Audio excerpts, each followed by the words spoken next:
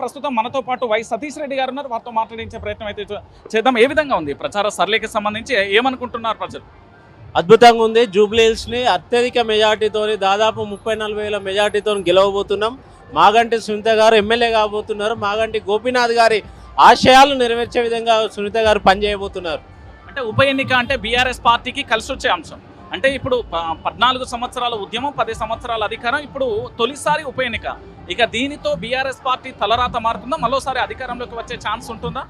ఖచ్చితంగా ఇప్పటికే ప్రజలంతా కూడా మళ్ళీ బీఆర్ఎస్ రావాలి, కేసీఆర్ పాలన కావాలని కోరుకుంటున్నారు. దానికి ఉదాహరణ ఇప్పుడు జూబ్లీహిల్స్లో ప్రజాస్పందన అద్భుతంగా ఉన్నది. మీరు చూస్తున్నారు, కాంగ్రెస్ ఓడిపోతుందన్న ఉద్దేశంతో ఈరోజు ముస్లింలకు మంత్రి పదవి ఇచ్చారు. 2 సంవత్సరాల నుంచి లేని ఇప్పుడు ఎందుకు ఇచ్చారు? మొన్న ఎందుకు సినీ కార్మికుల మీటింగ్ పెట్టారు? వాళ్ళకి ఎందుకు వరాలు కురిపించారు? ఇవన్నీ చూస్తేనే అర్థమవుతుంది కాంగ్రెస్కి ఓటమి భయం పట్టుకుంది కాబట్టి ఇవన్నీ చేస్తున్నారు. అంటే ఉప ఎన్నికలలో ఎంత మెజార్టీ వచ్చే అవకాశం ఉంటుంది? ఖచ్చితంగా 30,000 నుంచి 40,000 మెజార్టీ వచ్చే అవకాశం ఉంది.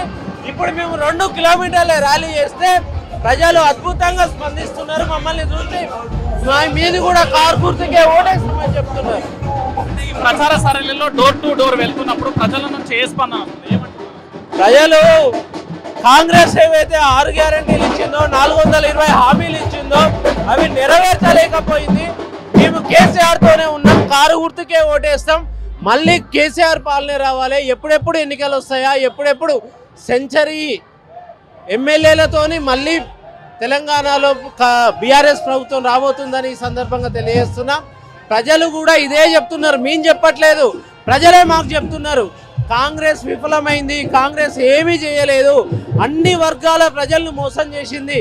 కాబట్టి ఈసారి బీఆర్ఎస్ని గెలిపించుకొని కాంగ్రెస్కి బుద్ధి చెప్పాలని ఎదురు చూస్తున్నారు. అంటే కాంగ్రెస్ పార్టీకి సంబంధించి రౌడీ అభ్యర్థిని నిలబెట్టారంటూ ఆ రౌడీ ట్యాగ్ లైన్ వాళ్ళకి కలిసి వచ్చే అంశం ఇదే మాకు సింపతిగా మారుతుందనే ప్రచారం కూడా జరుగుతుంది. దీనిపై మీరేమంటారు? అది మేము చెప్పట్లేదు కదా, వాళ్ళే చెప్తున్నారు. వారం రోజుల్లో ఇక్కడ బీఆర్ఎస్ క్యాడర్ లేకుండా చేస్తాను. ఎవరు రౌడీ? మేమేం మాట్లాడతలేం కదా. మేమేమంటున్నాం, చాలా పీస్ఫుల్గా శాంతియుతంగా మేము ప్రచారం చేసుకుంటుంటే బీఆర్ఎస్ కార్యకర్తల్ని వారం రోజుల్లో ఇక్కడ లేకుండా చేస్తాం. ఇది నా అడ్డ అంటున్నారు. ఎవరి అడ్డ? ఇది తెలంగాణ గడ్డ, కేసీఆర్ అడ్డ అనేది గుర్తుపెట్టుకోవాలి.